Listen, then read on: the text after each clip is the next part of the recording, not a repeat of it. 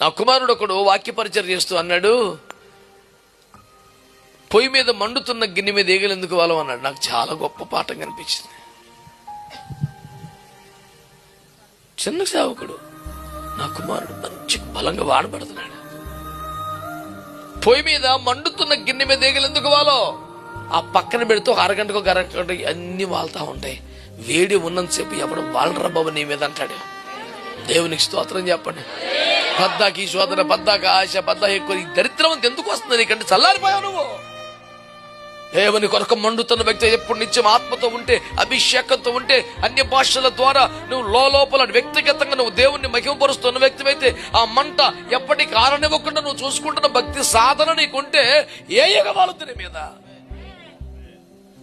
పద్దాకి ఆశలు చేతని, కోరికలు చేతని, బాబాయ్ తట్టుకోలేకపోతారు, శోధనలు చేత ఎందుకు చల్లారిపోతే పరిస్థితి.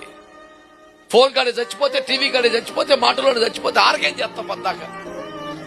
అవన్నీ నీ అవసరార్థమై అనుగ్రహించబడ్డ సాధనాలు. అవసరానికి వాడుకుంటే ఇబ్బంది ఏముంది? వాడితో సమయం గడపటం ఏంటి?